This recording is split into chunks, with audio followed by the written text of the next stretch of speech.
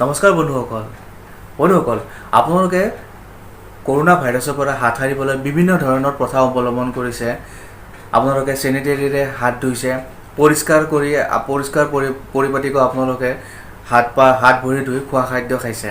কিন্তু আপোনালোকে কেতিয়াবা ভাবি চাইছেনে যে আপুনি গোটেই দিনটো যিটো ফোন ব্যৱহাৰ কৰি আছে, যিটো মোবাইল আপোনালোকে ব্যৱহাৰ কৰি আছে, আমি সকলোৱে যিটো বস্তু ব্যস্ত থাকোঁ, সেই মোবাইলটোত কিমান বীজাণু থাকিব পাৰে?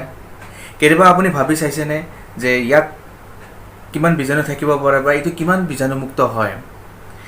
হয় বন্ধুসকল, আপোনালোকে ভাবা নাই বা আমি নভবাকৈও মোবাইলটোত সেই বীজাণু থাকিব পাৰে, কিন্তু তাৰে কাৰণে আমি কিছুমান সাৱধানতা অৱলম্বন কৰিব লাগিব। আহক ভিডিঅ'টো আৰম্ভ কৰোঁ আৰু সেই সাৱধানতাবোৰ কি চাওঁ। গতিকে আপোনালোকে ভিডিঅ'টোত শেষলৈ থাকিব, তেতিয়া সকলো কথা আপোনালোকে ভালদৰে গম পাব।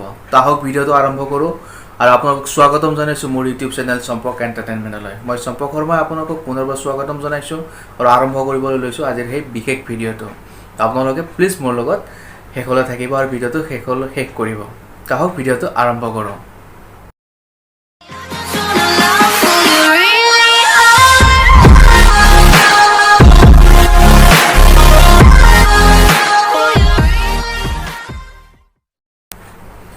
বন্ধুসকল, এই কৰোনা ভাইৰাছৰ কাৰণে সমগ্ৰ বিশ্ব এতিয়া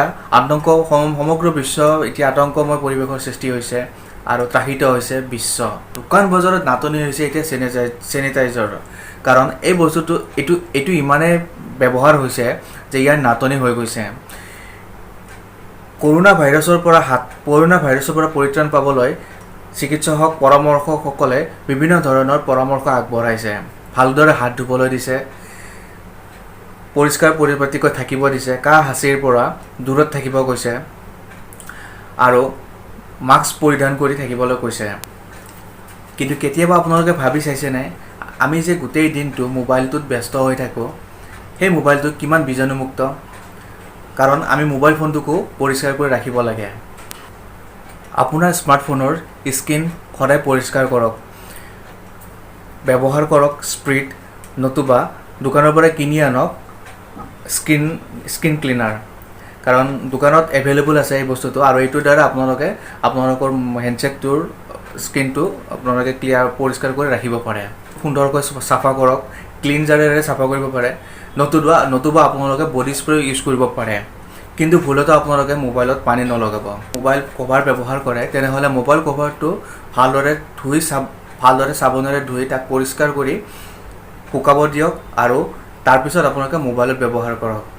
গতিকে আপোনালোকে যদি নিজে সজাগ হয় তেনেহ'লে মই বিশ্বাস কৰোঁ আৰু আপোনালোকে সেইটো জানে যে কৰোনা ভাইৰাছে আপোনালোকক একো কৰিব নোৱাৰে। কাৰণ যিমানেই আপোনালোকে সজাগ হৈ থাকিব সিমানে আপোনালোকে সদায় ছেফত থাকিব পাৰিব। তো মই আশা কৰিছোঁ আপোনালোকে মোৰ কথাখিনি বুজি পাইছে বা মই যিটো ক'ব বিচাৰিছোঁ আপোনালোকে সেইটো বুজি পাইছে। যদি ভিডিঅ'টো আপোনালোকে ভাল পাইছে তেনেহ'লে আগলৈ শ্বেয়াৰ কৰিব, যদি ভাবে যে কাৰোবাৰ কিবা এটা উপকাৰ হ'ব পাৰে বুলি। বহুতে নাজানে এইটো কথা। আৰু লগতে আপোনালোকৰ অকল মোবাইলটোৱে নহয় বা আপোনালোকৰ স্মাৰ্টফোনটোৱে নহয়, তাৰে লগত যিটো হেডফোন থাকে, চাৰ্জাৰ থাকে, এইবোৰ সদায় পৰিষ্কাৰ পৰিপাটিকৈ ৰাখিব, কাৰণ এইবোৰ ধূলিৰ পৰাও হ'ব পাৰে। বহুতো পৰামৰ্শদাতাই এইবোৰো কৈছে যে বা চিকিৎসকসকলে কৈছে যে যিমানে আপোনালোকে ছেফত থাকিব, যিমানে পৰিষ্কাৰ পৰিপাটিকৈ থাকিব, সিমানে আপোনালোকে ইয়াৰ পৰা দূৰত থাকিব পাৰিব। গতিকে আশা কৰিছোঁ আপোনালোক ভালদৰে থাকক, সুস্থ থাকক। গতিকে ভিডিঅ'টো যদি ভাল পাইছে শ্বেয়াৰ কৰিব আগলৈ আৰু ছাবস্ক্ৰাইব কৰিবলৈ পাহৰি নাযাব।